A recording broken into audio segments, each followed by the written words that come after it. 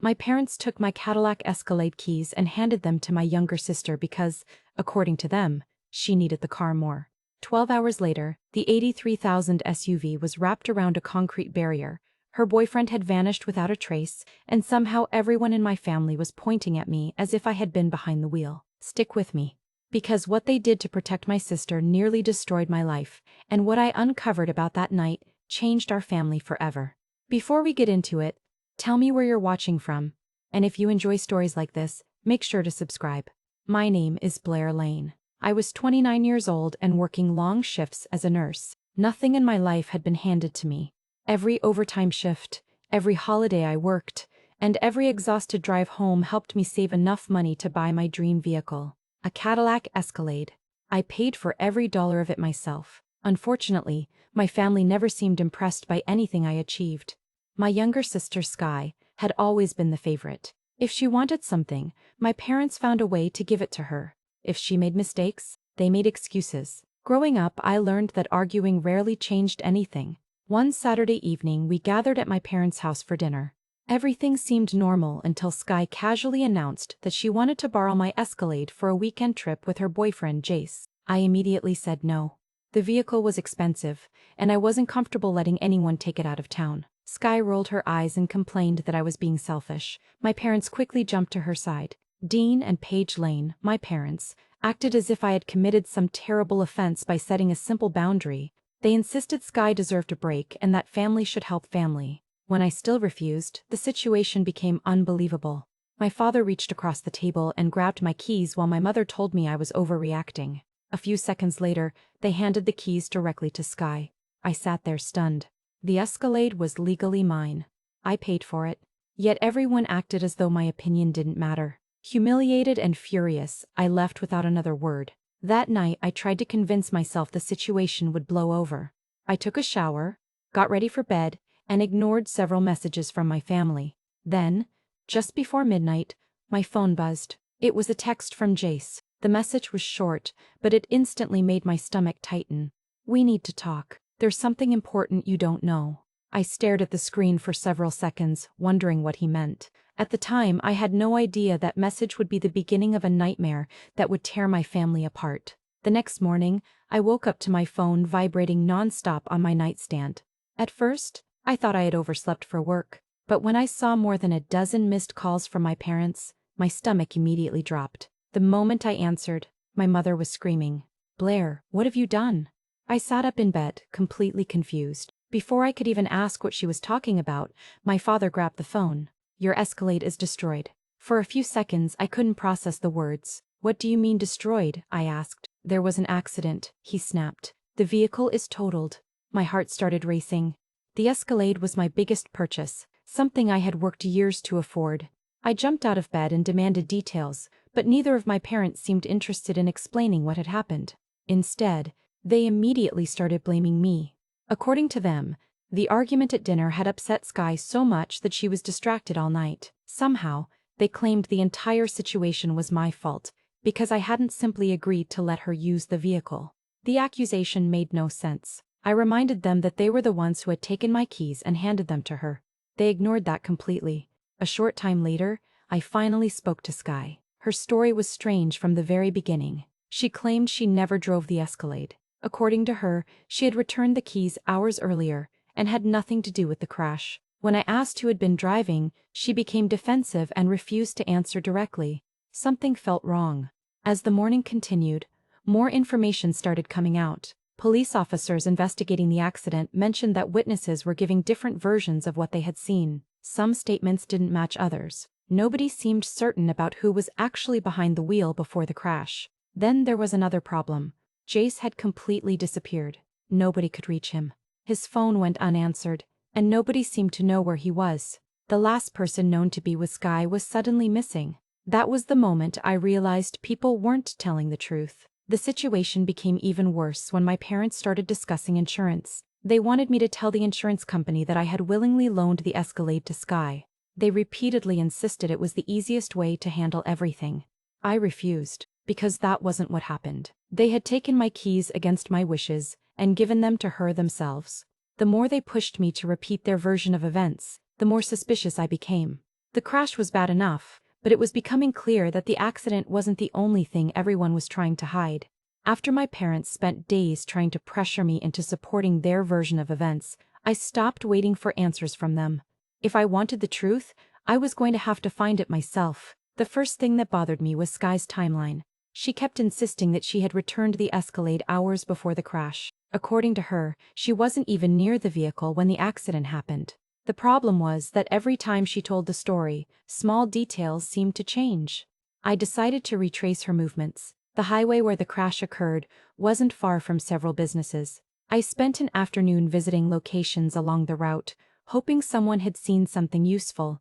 Most people remembered very little, but one gas station employee told me the police had already requested security footage from the night of the accident. That caught my attention immediately. A few days later, through contacts and persistence, I was able to learn what was shown in the footage. The video completely destroyed Sky's story.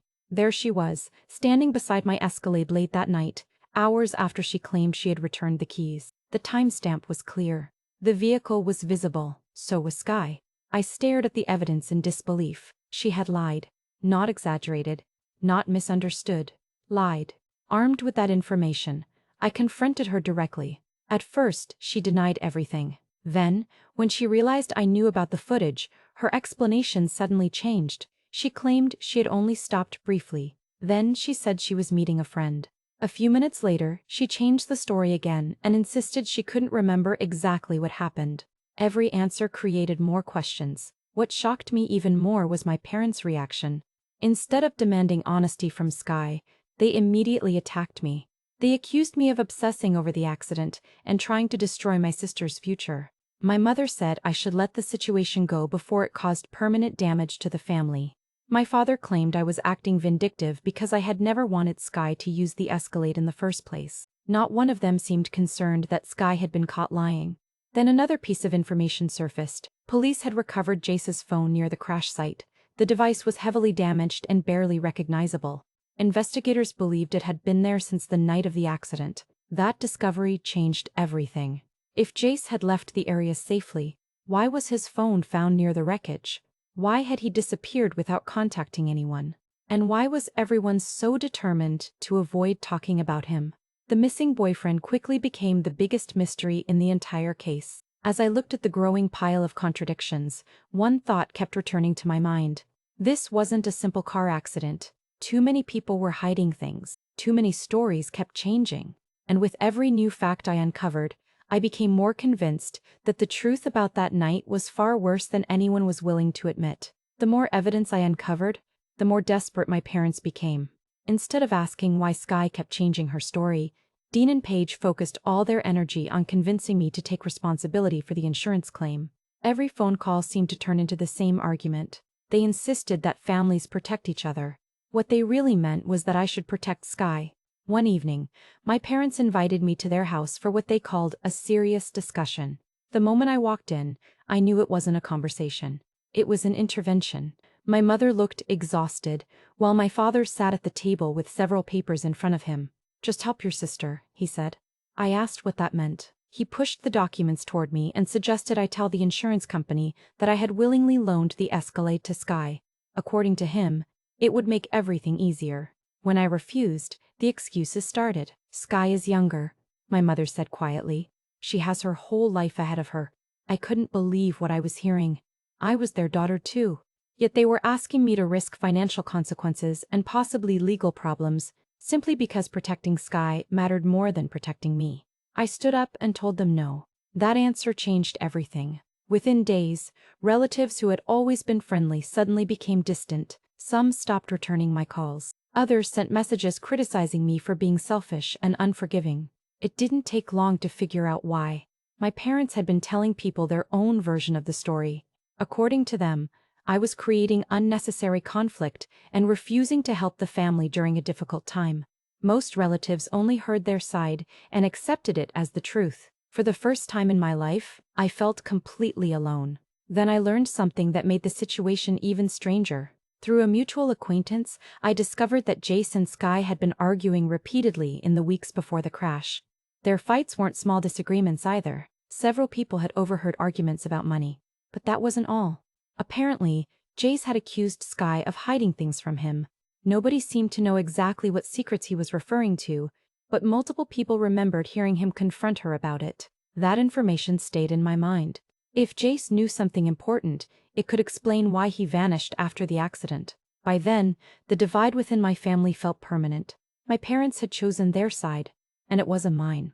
The realization hurt more than I wanted to admit, but it also gave me clarity. I stopped hoping someone would finally tell the truth. From that moment forward, I made a promise to myself. No matter how uncomfortable the truth became, I was going to uncover it. By that point, I had stopped trusting anything my family told me. Every answer led to another contradiction. Every explanation seemed designed to protect Sky rather than reveal what had actually happened. If I wanted the truth, I needed to build the timeline myself. I started collecting every piece of information I could find. Witness statements, receipts, security footage, and phone records slowly became a puzzle spread across my dining room table. Night after night, I sat for hours comparing times, locations, and details. The more I looked, the more obvious it became that Sky and Jace had both lied. They had claimed they separated long before the crash. That wasn't true. A restaurant receipt showed 2 meals purchased late that evening. Surveillance footage from a nearby parking lot captured both of them leaving together afterward. Several hours later, another witness remembered seeing them at a convenience store. Most importantly, they were seen with my Escalade, not separately, together. One witness clearly remembered Sky because she had been arguing loudly with a man matching Jace's description. Another remembered seeing both of them get into the SUV before driving away. Every new detail pushed the timeline closer and closer to the crash. The picture that emerged was disturbing. Sky and Jace had remained together for hours after telling everyone they had gone their separate ways. They had traveled to multiple locations and appeared increasingly upset as the night went on. Then I uncovered something even more concerning. Several people independently described them arguing. Nobody knew exactly what the fight was about, but everyone remembered the tension. One witness described Sky as furious. Another said Jace looked frustrated and exhausted. Whatever was happening between them, it was serious. The argument appeared to continue right up until the final hours before the accident. At that point, I felt closer than ever to understanding the truth. Then I discovered something that changed the entire investigation. My Escalade had a tracking system. Normally, it recorded location data that could help reconstruct a vehicle's movements. I requested access to the records, expecting to find a complete route for the night of the crash. Instead, I found gaps. Large gaps. Entire sections of the vehicle's movement history were missing. At first, I assumed it was a technical problem, but after speaking with people familiar with the system, I learned something alarming.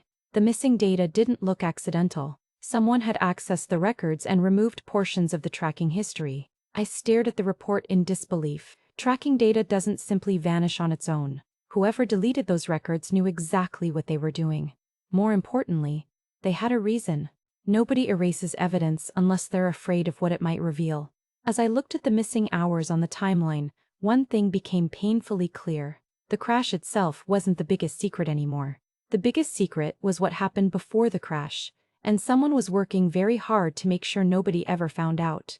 For weeks, Jace had been the biggest mystery in the entire case. His damaged phone had been found near the crash site, but nobody knew where he was. Every attempt to contact him failed. Some people believed he had run away. Others thought he was hiding because he had caused the accident himself. Then, everything changed. One afternoon, I received a call from an investigator.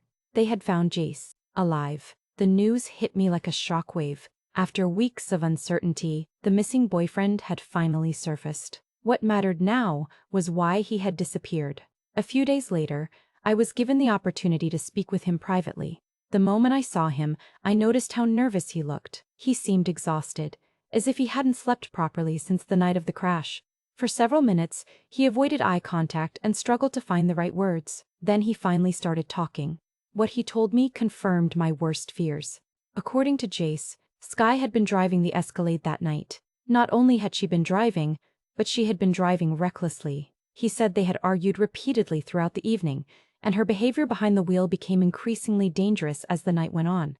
Everything I had uncovered suddenly started making sense. The witness statements, the changing stories, the missing timeline. Then Jace revealed something even worse. After the crash, Sky had begged him to disappear for a while.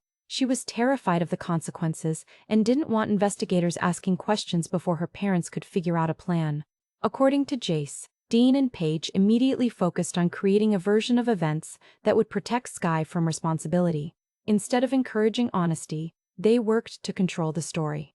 I sat there in disbelief as he described conversations that matched many of the suspicions I had been developing for weeks. When I asked why he hadn't come forward sooner, Jace looked down at the floor. He admitted he had been scared. He feared being blamed for the accident. He feared legal consequences. Most of all, he feared being caught in the middle of a family willing to do almost anything to protect Skye. More than once, he had considered telling investigators the truth. Each time, fear stopped him. By the end of our conversation, one fact was impossible to ignore. My parents and sister had not been confused. They had not been mistaken. They had been lying from the very beginning. For the first time since the crash, I finally knew who had been driving my Escalade. And now I had a witness willing to say it out loud. After speaking with Jace, I finally had confirmation that my instincts had been right all along.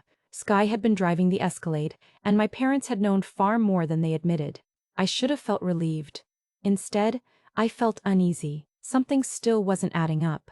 If Dean and Paige were willing to help hide the truth about the crash, what else had they done behind my back? That question stayed with me as I continued gathering documents related to the insurance claim.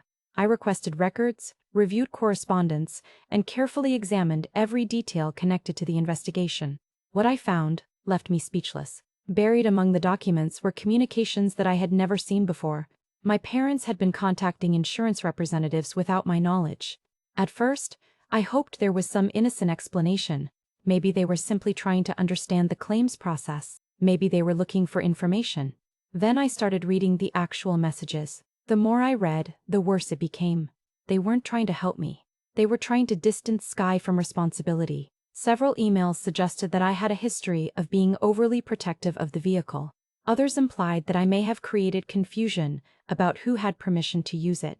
One message even hinted that I might have been responsible for the situation because I failed to clearly communicate restrictions regarding the Escalade. I couldn't believe what I was seeing. They were building a narrative, a false narrative, one that slowly shifted responsibility away from Skye and pushed it toward me. As part of the investigation, there were also recorded conversations. Listening to them was one of the hardest things I had ever done. I heard my parents discussing ways the situation could affect Skye's future. I heard them worrying about financial consequences for her. I heard them discussing possible outcomes if she was found responsible. What I never heard was concern for me. Not once. The daughter who had worked for years to buy the vehicle wasn't the person they were trying to protect. I was the person they were willing to sacrifice. The realization hit harder than the crash itself. For weeks, I had been focused on proving what happened that night. I thought the biggest betrayal was the lies surrounding the accident. I was wrong. The real betrayal was discovering how easily my parents were willing to place the burden on me if it meant saving Skye. This was no longer about a destroyed Escalade. It was no longer about insurance claims or missing evidence. It was about understanding my place in the family. For years, I had ignored the favoritism. I told myself it wasn't that bad. I convinced myself that my parents loved both daughters equally. Now I was staring at proof that when Skye needed protection, they didn't hesitate. They chose her. And to save her, they were completely willing to let me carry the consequences. That was the moment something inside me changed forever. The day I hired an attorney was the day everything started to change. For weeks, I had been stuck defending myself against accusations that never should have existed in the first place. My parents had painted me as the problem. Skye had lied repeatedly. Relatives had judged me without knowing the facts. I was tired of reacting. It was time to go on the offensive. My attorney advised me to document absolutely everything. Every message, every email, every witness statement, and every piece of evidence connected to the crash. So that is exactly what I did. I organized timelines, saved screenshots, collected records, and created a complete file showing what had happened before and after the accident. As the evidence grew, a clear picture began to emerge. Witnesses placed Skye and Jace together inside the Escalade long after they claimed they had separated. Vehicle records supported the timeline I had reconstructed. Phone data confirmed movements and locations throughout the night. Most importantly, Jace was now willing to testify about what had really happened. For the first time, the facts were lining up, and the facts were devastating for Skye. The pressure started affecting her almost immediately. Every time new information surfaced, her story changed again. One week she claimed she had barely used the vehicle. The next week she admitted she had been inside it much later than she originally said. Then she insisted she couldn't remember important details because she was stressed. The contradictions became impossible to ignore. Even people who had supported her from the beginning started noticing the inconsistencies. Meanwhile, my parents seemed increasingly nervous. Dean and Paige had spent months acting as though they controlled the narrative. Now they were watching that narrative fall apart piece by piece. They stopped making confident statements. They became careful about what they said in front of others. Every new document seemed to make them more uncomfortable. For the first time, they realized the truth could no longer stay hidden. The shift wasn't limited to my immediate family. Relatives who had criticized me started reaching out with questions. Friends who once believed the rumors wanted to know what was really going on. People were beginning to realize they had only heard one side of the story.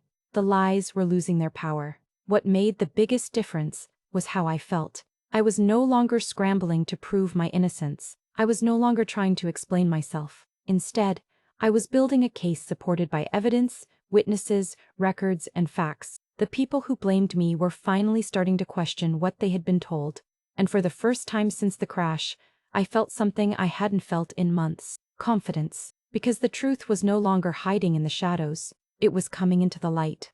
The day of the insurance hearing felt like the final chapter of a nightmare that had consumed my life for months. For so long, I had been forced to defend myself against accusations built on lies. Now, for the first time, every piece of evidence would be examined together in one place. I sat quietly as investigators, attorneys, and insurance representatives reviewed the case. One by one, the facts began to emerge. The timeline I had spent months building was presented in full detail. Surveillance footage showed Skye with the Escalade long after she claimed she had returned it. Witness statements placed both Skye and Jace inside the vehicle on the night of the crash. Phone records confirmed their movements throughout the evening. There was no room left for confusion. Then came Jace's testimony. With everyone listening, he finally told the complete truth. He admitted that Skye had been driving the Escalade that night. He explained how they had argued repeatedly and how the situation spiraled out of control before the crash. He also described the events afterward, including the pressure to stay quiet and disappear temporarily while a different story was created. The room became noticeably quieter. For months, people had treated his disappearance as a mystery. Now they understood why he had vanished. The evidence continued piling up. Vehicle records, witness accounts, receipts, and communication logs all supported the same conclusion. Most importantly, records proved that I never regained possession of the Escalade after my keys were taken. That fact destroyed one of the biggest lies in the entire case. I had not loaned the vehicle willingly. I had not authorized the trip. I had not been involved in the crash. As the investigation continued, attention shifted toward my parents. Emails, conversations, and other records revealed that Dean and Paige knew much more than they had admitted. Instead of encouraging honesty, they had helped create a version of events designed to shield Skye from responsibility. The truth was impossible to deny. I watched as months of deception collapsed in a matter of hours. The reactions around the room were unforgettable. Several relatives who had criticized me looked stunned. Some avoided eye contact entirely. Others appeared shocked by how far my parents had gone to protect Skye. People who once believed I was selfish or unreasonable were finally seeing the full picture. What hurt most was not learning that my sister had lied. It was seeing proof that my parents had willingly participated in the cover-up. By the end of the hearing, there were no more stories left to tell and no more excuses left to make. The truth had finally exploded into the open. And once it did, nobody could put it back together the way they wanted. In the weeks that followed, the consequences arrived faster than anyone expected.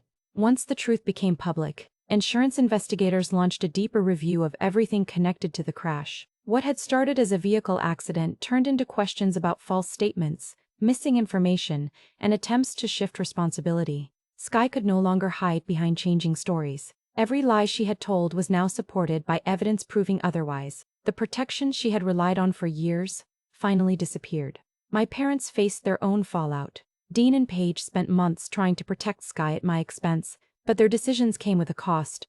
Relationships with relatives became strained, their reputations suffered, and the financial impact of the situation was far worse than they had imagined. For the first time in their lives, they couldn't blame someone else. As for me, I made a decision that surprised many people.